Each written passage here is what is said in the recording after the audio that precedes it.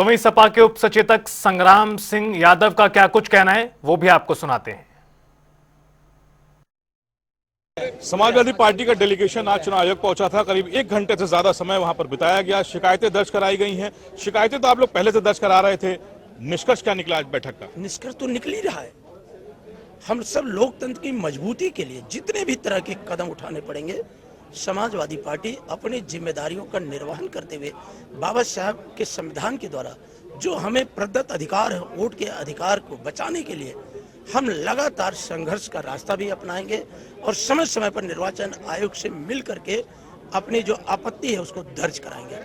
आज उसी आपत्ति के क्रम में हमारे राष्ट्रीय अध्यक्ष जी ने जो आपके सामने प्रेस कॉन्फ्रेंस के माध्यम से जो बिंदु लाया था, उन सारे बिंदु पर हम सब डेलीगेशन मिल करके मुख्य निर्वाचन अधिकारी महोदय से बिंदुवार अवगत भी कराया और उन्हें पूरी गंभीरता के साथ हमारे प्रश्नों को सुना भी और उस पर प्रभावी कार्रवाई करने का आश्वासन भी दिया।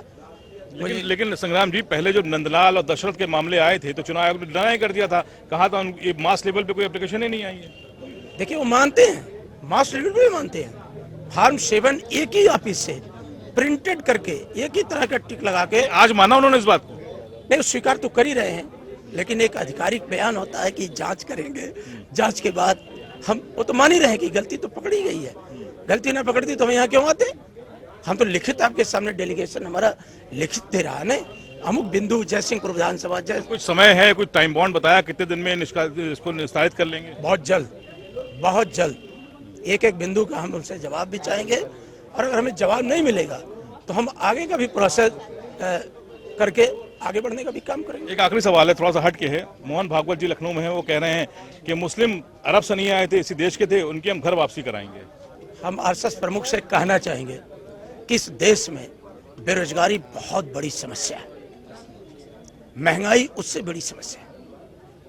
आप बीजेपी से कहें कि उसने कहा था अपने संकल्प पत्र में कि हम प्रतिवर्ष 2 करोड़ युवाओं को नौकरी देंगे। उसको चेक करें मोहन भागवत जी कि क्या वो 2 करोड़ नौकरी का वादा पूरा हुआ। मोहन भागवत जी चेक करें कि उन्होंने अपने संकल्प पत्र में बीजेपी ने कहा था कि हाँ, अंतर्राष्ट्रीय स्तर का विश्वविद्यालय लाएंगे, अंतर्राष्ट्रीय स्तर का स्वास्थ्य सुविधाएं लाएंगे।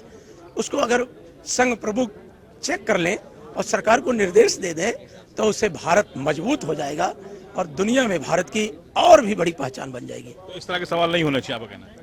मेरा तो यही कहना है कि सबसे बड़ी समस्या इस देश में बेकारी है। और आप खड़े कहाँ हो? अमेरिका के साथ आपकी कौन सी डील हो गई? इन सवालों पर लेकिन मेन स्ट्रीम मीडिया आज मिल चुकी है और वो पूंजीवाद के रास्ते आकर के आम नागरिकों के अधिकारों पर हमला बोला जा रहा है और मेन स्ट्रीम मीडिया मुखदर्शक बनकर के, सरकारी प्रवक्ता बनकर के हम सबसे सवाल खड़ा करती है। बहुत शुक्रिया हमसे बात करने के लिए। संग्राम यादव जी हैं, उप सचेतक हैं समाजवादी पार्टी के। आज इस डेलीगेशन में शामिल थे। चुनाव आयोग से मुलाकात हुई, 1 घंटा करीब समय बिताया गया, शिकायतें दर्ज कराई गई।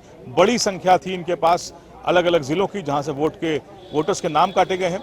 अब इनका कहना है कि शिकायतें दर्ज कराई गई हैं, समय भी पूछा गया कितने दिन में शिकायतें दर्ज जो कराई गई उन पर निस्तारित हो जाएंगी। तो उनका कहना है कि बहुत जल्द आयोग ने कहा है कि सभी शिकायतों को संज्ञान में लेकर निस्तारित किया जाएगा। फिलहाल एसआईआर एक बड़ा मुद्दा है उत्तर प्रदेश की राजनीति के लिए भी और आने वाले विधानसभा 2027 के चुनाव के लिए भी। कैमरा पर्सन हमजा के साथ तौफीक किदवई, जनता टीवी लखनऊ।